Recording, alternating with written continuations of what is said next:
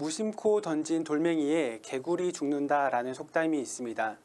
아무 생각 없이 한 행동으로 인해서 누군가는 죽는 것과 같은 상처를 받을 수도 있다라는 이야기입니다. 어느 7살짜리 여자아이가 있었습니다. 이 아이는 또래 아이들보다 큰 키와 체구를 가지고 있었습니다.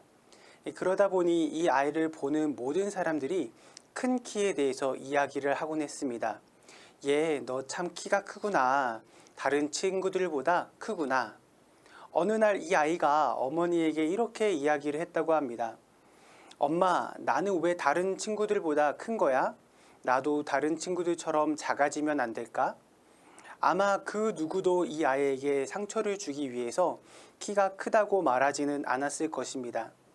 하지만 자신의 입장에서 타인을 평가하는 것이 상대방에게는 큰 상처를 줄 수 있다는 것을 생각해야 합니다. 오늘 말씀에서도 이와 같이 자신과 상관없는 일에 자기 마음대로 행동하려는 사람들의 행위에 대한 경고의 말씀을 전하고 계십니다. 길을 지나가다가 자기와 상관없는 다툼을 간섭하는 사람들이 있습니다. 이것은 공경에 처해 있는 사람들을 상관하지 말고 도와주지 말라는 말이 아닙니다. 내가 다른 사람들보다 낫다라고 생각하며 다른 사람들의 일을 좌지우지하지 말라는 것입니다.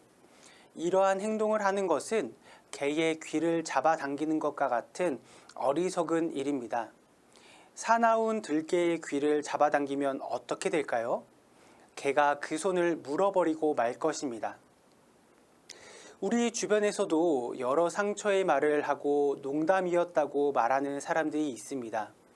쪼잔하게 농담에 화를 내냐고 비아냥거리면서 상처에 상처를 주는 경우가 있지요. 이와 같이 살지 못하는 사람들은 18절에서 이런 사람들의 행동을 조금 더 실감나게 설명하고 있습니다. 그런 사람은 사람에게 횃불을 던지고 화살을 쏘아서 사람을 죽이는 미친 사람이라는 것입니다. 미련한 행위로 자신의 손이 상하는 것을 뛰어넘어 타인을 죽이기까지 하는 행동을 한다고 말하고 있는 것입니다. 특별히 가정 안에서도 이와 같은 상처의 말과 행동이 오고 갈 때가 많은 것 같습니다. 남편이 아내에게, 아내가 남편에게, 부모가 자녀에게, 자녀가 부모에게. 가장 가까운 사이이기 때문에 경각심조차 가지지 않고 내뱉는 말과 행동들로 인해 많은 가정이 상처를 입게 됩니다.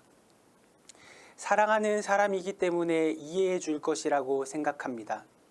하지만 가까울수록 사랑할수록 더 많은 상처를 받게 된다는 것을 우리는 기억해야 됩니다. 두 종류의 말이 있습니다. 사람을 죽이는 말과 사람을 살리는 말. 그리스도인들은 사람을 살리는 말을 해야 합니다. 예수님이 죄인들을 살리신 것처럼 우리도 사람을 살리는 말을 통해 그리스도의 사랑을 전해야 합니다. 말씀을 맺겠습니다.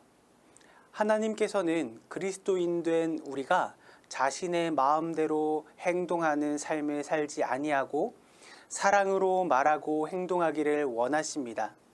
그것을 우리의 삶 속에서 실천함으로써 우리 가정 안에 사랑이 꽃피어 온전한 회복을 이루기를 간절히 원합니다.